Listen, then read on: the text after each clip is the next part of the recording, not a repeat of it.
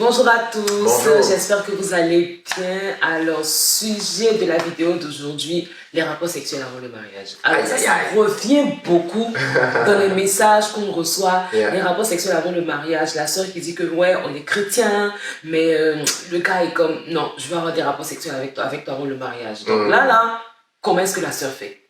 Comment est-ce que tu gères ça? Et là, on veut en parler maintenant.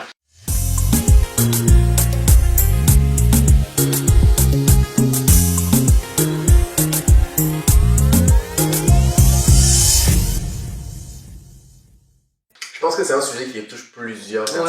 C'est pas juste les sœurs, c'est aussi les frères. Les frères, hein, tu vois. Donc peut-être la sœur aime ça aussi en tant que telle. Je pense que parmi tous les sujets qu'on a fait dans les vidéos, et j'espère que vous avez été très bénis, très édifiés par cela, mais la question vraiment du sexe avant le mariage, de la chasteté, de l'abstinence sexuelle à proprement parler, ça rejoint vraiment beaucoup de personnes. Et honnêtement, on va l'aborder avec beaucoup d'humilité parce que nous aussi, on a été confrontés à cette même réalité-là. Et on sait que ça peut être un enjeu, même pour des personnes qui vraiment aiment le Seigneur et qui craignent le Seigneur, mais qui n'arrivent pas à trouver des solutions. La première des choses, c'est toujours de revenir en fait à ce que la Bible dit.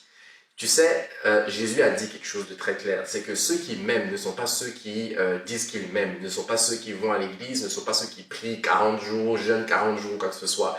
Ce sont des personnes qui serrent et qui gardent les commandements. Serrer la parole de Dieu dans son cœur, garder les commandements et les mettre en application.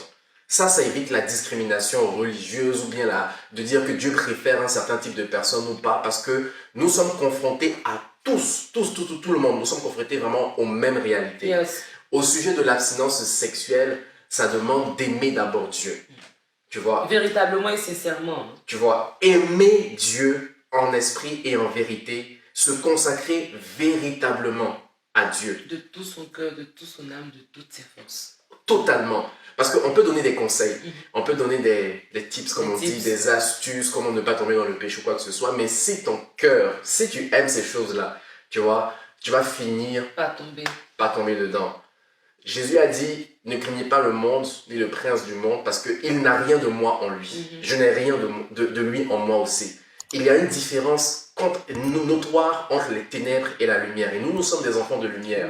Il est possible d'aimer justement ces choses si tu as connu le monde avant, si tu as eu des rapports sexuels avant. Il est possible, même dans ta marche chrétienne, d'être tenté, des luttes à l'intérieur. Mais le cri d'un adorateur ou d'une adoratrice du Seigneur, c'est de se répandre devant les pieds du Seigneur et de dire, Seigneur, je ne veux pas que cet amour-là reste dans mon cœur. Je ne veux pas que l'amour du sexe, l'amour des relations sexuelles avant le mariage, je ne veux pas goûter avant le temps. Il faut s'étendre. C'est une question de sincérité. Et ça, honnêtement, ça ne se communique pas. Montrer sa faiblesse devant le Seigneur dans la prière. La Bible dit que c'est quand nous sommes faibles que nous sommes forts. C'est là qu'il va venir te chercher pour te donner sa force, pour que tu puisses surmonter cela. Exactement. Donc, ça ne se communique pas, ça se cherche personnellement. On peut faire des vidéos, plein de choses, mais ça ne se communique pas. Il faut aller le recevoir dans la prière, dans la sincérité de cœur. Ça, c'est la première des choses. Puis la deuxième des choses, c'est que si vous rencontrez des personnes qui, délibérément, c'est-à-dire, comme on a dit au début, le frère ou bien la sœur, elle dit qu'elle est chrétienne, mais qu'elle refuse. Elle refuse vraiment de s'abstenir sexuellement avant le mariage. Là, je veux dire quand même qu'il y a un problème.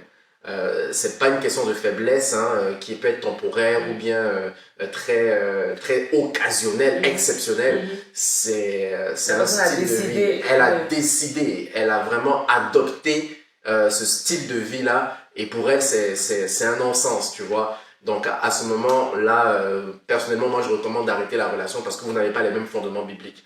Et il ne faut pas se donner, parce que c'est une preuve d'amour. Au contraire, quand tu te donnes à quelqu'un avant le mariage, c'est une preuve en fait de manque de respect. Tu vois, tu dénatures ton identité, tu dénatures ta valeur, et tu es en train de prouver en fait que tu ne valorises pas les instructions du Seigneur. Exact. Et ce que Fabrice est en train de dire, ça peut paraître difficile. Je parle plus pour les sœurs. Ça peut paraître difficile parce qu'on est déjà embarqué dans les émotions. Absolument. On se voyait faire sa vie avec ce gars, et puis on n'imagine même pas, arrêter la relation pour ça. Donc du coup, tu vas te compromettre en disant, c'est pas grave, je peux le faire. Et puis directement, tu rentres dans une boule de neige, au fait, qui dit plus son nom. Donc, comme Fabrice a dit, ça peut être difficile, mais sincèrement, c'est d'arrêter la relation parce que vous n'avez pas les mêmes bagages spirituels. Exact. Vous n'êtes plus sur la même longueur d'onde. Par amour pour quelqu'un, tu es capable en fait de sacrifier ta relation avec Dieu. Ça veut dire déjà que cette relation ne te pousse pas à Dieu, ne te pousse pas vers Dieu. Et encore une fois, je vais revenir à la première décision, au premier conseil qu'on a donné au début, c'est est-ce que tu aimes Dieu? Est-ce que tu veux lui faire plaisir? Est-ce que tu as compris que le sang de Christ, le sang de Jésus a coulé à la croix pour toi et que tu ne t'appartiens plus? Tu vois, ça, on ne peut pas te le communiquer ou te l'expliquer, c'est toi qui dois l'accepter comme une vérité fondamentale dans ta vie. Donc, au niveau des relations sexuelles, c'est vraiment possible de vivre dans l'abstinence. Nous, par la grâce de Dieu, on n'a pas eu de rapport sexuel. Et je vous le dis avec humilité, on a été vraiment tentés. Il y a eu, même dans mon monde, moi aussi, dans mon passé, j'ai connu des rapports sexuels avant mon mariage. Mais ma conversion a été tellement... Oui, dans le monde, bien entendu, dans le monde.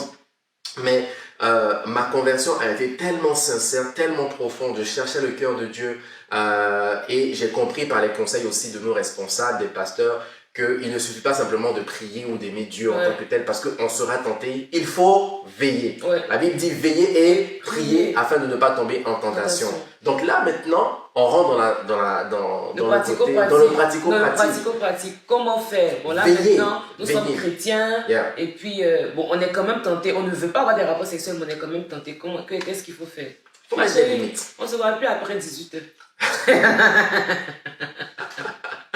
Non, mais il faut vraiment mettre des limites. Je pense qu'il y a des choses qu'il ne faut pas faire. Les invitations à partir de 21 h, 22 h, 23 h à la maison, c'est sûr que ce n'est pas salutaire. À un moment donné, on sait où ça peut partir. Donc, il faut vraiment mettre des limites. Et puis, il faut fuir. Il faut fuir aussi. Ce qui est une occasion de chute pour toi, il faut détecter. Détecter d'abord ce qui est une occasion de chute, parce que ton occasion de chute peut ne pas être l'occasion de chute de l'autre, de quelqu'un ou de moi. Donc il faut déterminer qu'est-ce qui est une occasion de chute véritablement. Il faut être sincère, il faut vraiment être sincère. Dans ce domaine-là, c'est pas une question d'être fort, de penser que bon, je gère. Ah mon frère, tu gères ça. Chapeau. Bien encore. Non, honnêtement, sur ce sujet, il faut être très sincère et puis dire, écoute, quand tu t'habilles par exemple de telle façon, pour moi c'est une occasion de chute. Quand tu me parles seul à seul, dans une certaine façon, ou bien où on est dans un cadre seul chez nous. Et puis tu commences à me dire je t'aime, tu mets trop de miel dans mes oreilles là, ça c'est une occasion de chute pour moi. Voilà, donc il faut vraiment déterminer qu'est-ce qui est occasion de chute, les écrire. Écrivez-les, accordez-vous sur ça et puis fonctionnez avec ça, avec la prière et la vigilance. Vous allez réussir vraiment à honorer le Seigneur dans ce cas-là.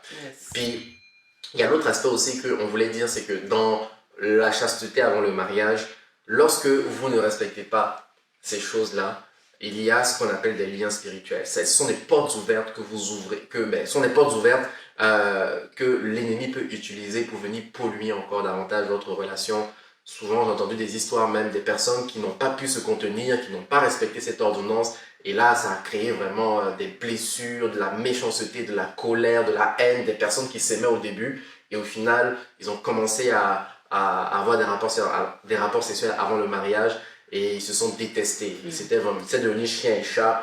Il y a même des personnes aussi qui ont regretté amèrement parce que le premier cheminement, ça n'a pas marché. On arrête, on continue avec le deuxième, ça n'a pas marché. Le troisième, ça n'a pas marché. C'est que ça fait 3 personnes. Je pensais que c'était les hommes de ma vie, je me suis donné. Et puis, c'est avec 3 personnes que j'ai eu des intimités. Ce sont des liens spirituels, des restaurations, des brisements. Bref, c'est du travail qui pouvait être évité. Un travail de restauration future qui aurait pu être évité. Et puis aussi, tu apprends à connaître mieux la personne lorsque tu n'as pas de relation sexuelle. Tu vois, les relations sexuelles, c'est un peu comme l'alcool, c'est-à-dire tu veux vider peut-être ton esprit, ou bien tu veux camoufler des problèmes, tu veux camoufler des situations tendues. Quand il y a des rapports sexuels en général, c'est tellement intense en fait sur le moment que là on oublie tout. Mais c'est quand on se réveille que la vérité revient. Donc apprenez véritablement à vous connaître. Sans les rapports sexuels, ça va vous permettre de mieux vous travailler, mieux vous comprendre, mieux communiquer aussi, ça c'est très important. Et dans le mariage, vous allez vraiment profiter comme le Seigneur l'a recommandé, parce que c'est dans le mariage qu'on a des rapports sexuels. selon le Seigneur. Yes. Voilà. Donc, si vous avez des questions, n'hésitez pas à nous écrire. On se fera un plaisir de vous. Je pense que cette vidéo-là, il y a beaucoup de gens qui regardent en ce moment et puis ils sont plein, merci Seigneur. Non, ne culpabilisez pas, on est ensemble. Tout est une question vraiment de volonté, de prière et puis c'est possible. Ouais. Si le Seigneur l'a fait avec nous, c'est que c'est possible. C'est possible, c'est possible, guys, voilà. C'est possible. Donc, on reste toujours connectés et puis on se dit à bientôt pour de prochaines vidéos. Bisous. Ciao. Bye.